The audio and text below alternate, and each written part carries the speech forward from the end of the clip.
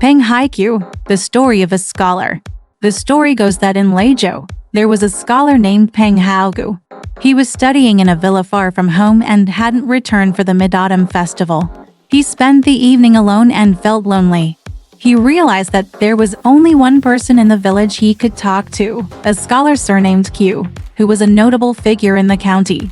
However, Qiu had a reputation for unsavory behavior, which Peng Haiqiu looked down upon and didn't want to associate with. As the full moon rose, Peng Haiqiu's boredom increased. Reluctantly, he wrote a letter of invitation and sent his servant to invite Qiu over. Before long, Qiu arrived, and they enjoyed moon-gazing and drinking together. Suddenly, there was a knocking at the door. The servant went to answer it, and a stranger introduced himself as a scholar who wanted to see Peng Haiqiu. Peng Haiqiu welcomed the guest and they exchanged greetings before sitting round a table. Peng Haiqiu inquired about the guest's hometown, and he introduced himself as Haiqiu, a native of Guangling. He explained that he had come to enjoy the festival evening, as he had heard that Peng Haiqiu was an interesting conversationalist. Peng Haiqiu was pleased and said, "You're my fellow clansman. What a wonderful night to meet such a distinguished guest." They shared drinks, and their camaraderie was as if they were old friends. Though Peng Haiqiu seemed to disdain Qiu, the latter would make attempts to engage in conversation, but Peng Haiqiu responded with arrogance, dismissing him. Peng Haiqiu interrupted Qiu's attempt at conversation, stating that he wanted to sing a folk song to entertain them. He sang a tune and both laughed heartily. Then, Peng Haiqiu admitted he wasn't familiar with music and couldn't repay Peng Haiqiu with a melody. Peng Haiqiu allowed him to choose any substitute. Peng Haiqiu asked if there were famous courtesans in Liaozhou, to which Peng Haiqiu responded that there were none. Upon hearing this, Peng Haiqiu sat quietly for a while, then suddenly told the servant, "I just summoned someone who was outside. Go and bring her in." The servant left and indeed found a woman lingering outside. He brought her in, and she was a beautiful young woman, around 15 or 16, wearing a willow yellow dress and emitting a delicate fragrance. Peng Haiqiu was astonished and seated her. Peng Haiqiu comforted her, mentioning her long journey. She responded with smiles. Curious, Peng Haiqiu inquired about her origins. Peng Haiqiu explained that she had been summoned from a boat on West Lake. He asked her to sing the song Bao Xing Langku, which she had sang on the boat. Afterward, she sang a song called Bao Xing Langku, which touched on themes of yearning and separation.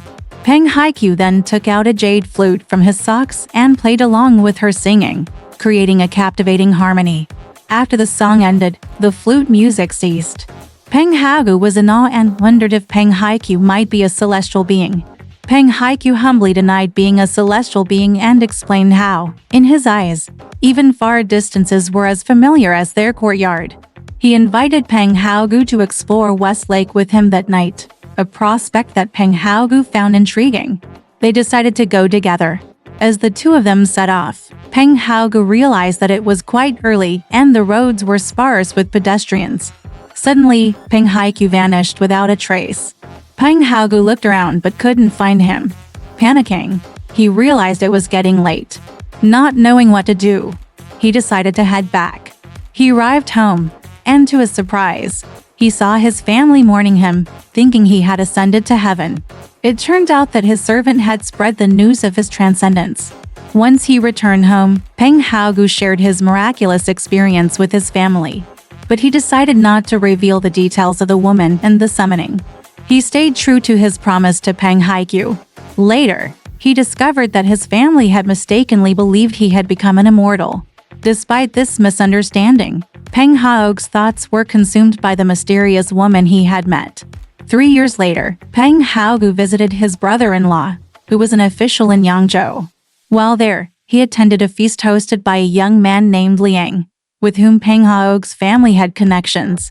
At the banquet, there were several courtesans who came to greet Liang. Peng Haiqiu inquired about a woman named Wan, who had not yet arrived. When Wan did arrive, Liang scolded her harshly.